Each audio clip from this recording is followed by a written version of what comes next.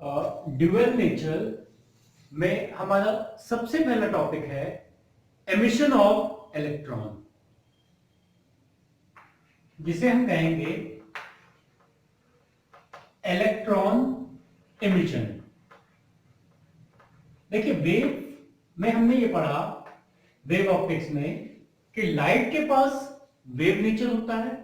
ठीक है, अब हम यहां पे इस चैप्टर में स्टडी करेंगे कि किस तरह लाइट के पास पार्टिकल नेचर होता है, और फिर लास्ट में हम कंक्लूड करेंगे कि लाइट के पास particle as well as wave nature both दोनों होता है। तो हम वहां पे कहेंगे कि लाइट हैज ड्यूअल नेचर। तो सबसे पहला इसमें टॉपिक आता है इलेक्ट्रॉन एमिशन। तो इलेक्ट्रॉन एमिशन में सबसे पहला हमारा जो है method that is thermionic emission. Thermionic emission, देखिए नाम से ही क्लियर हो रहा है, थर्म। थर्म का मतलब क्या हो गया? हीट।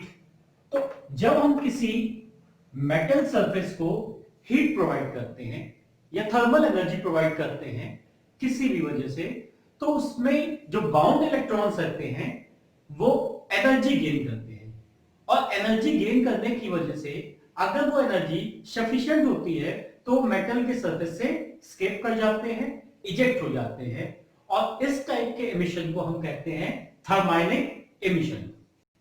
दूसरा हमारा एमिशन है that is field emission. Field emission, देखिए हम क्या करते हैं, अगर हमने इलेक्ट्रिक फील्ड प्रोवाइड की, electric field metal electric field metal को प्रोवाइड की, तो देखिए क्या होगा, ये हमारा ये जो पॉजिटिव टर्मिनल है इसकी तरफ इलेक्ट्रॉन्स अट्रैक्ट होंगे, इलेक्ट्रॉन्स नेगेटिवली चार्ज होते हैं और ये फील्ड उनको बाहर खींचेगी। इसका मतलब एक फोर्स लगाएगी पॉजिटिव प्लेट की तरफ, और इलेक्ट्रॉन एमिशन हमारा यहां पे भी होगा। तो इस तरह के एमिशन को जहां पे हम बाहर से एक इलेक्ट्रिक फील्ड लगाते हैं, फील्ड एमिशन कहते हैं। ठीक है, तीसरा हमारे पास है जो हमारे सिलेबस में है, बहुत इंपॉर्टेंट है, that is photo emission. Photo का मतलब होता है लाइट।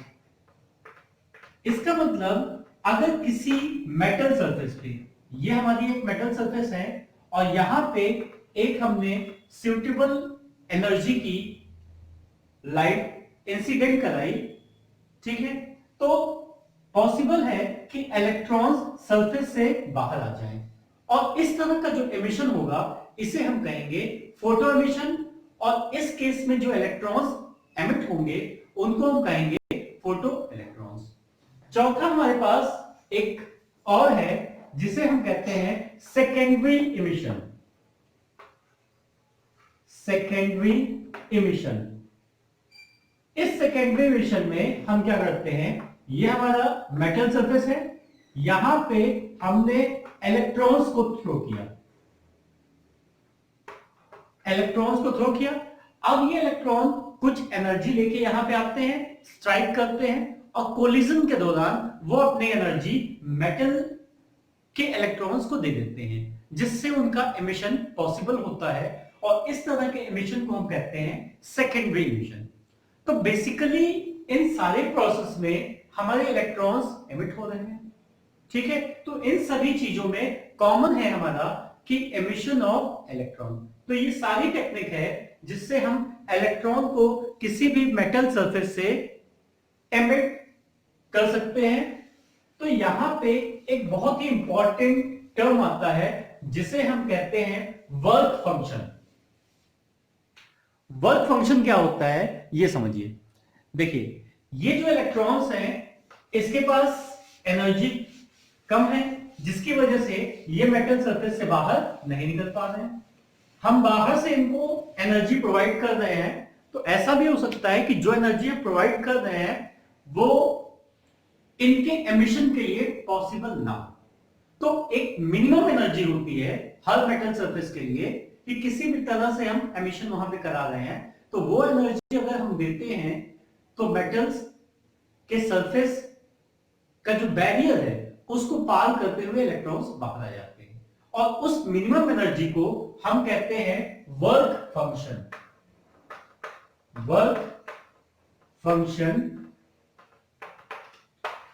फंक्शन को W नॉट और फाई नॉट से हम डिनोट करते हैं। तो इसकी डेफिनेशन हो गई, it is the minimum energy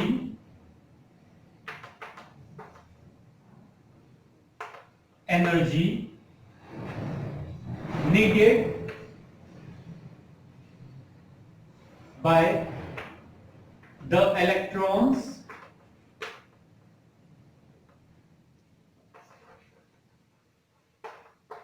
of a metals to just का मतलब ये हुआ सिर्फ उन्हें बाहर निकालने के लिए हम बात कर रहे हैं, कोई वेलोसिटी उनको प्रोवाइड करने की बात नहीं कर रहे हैं।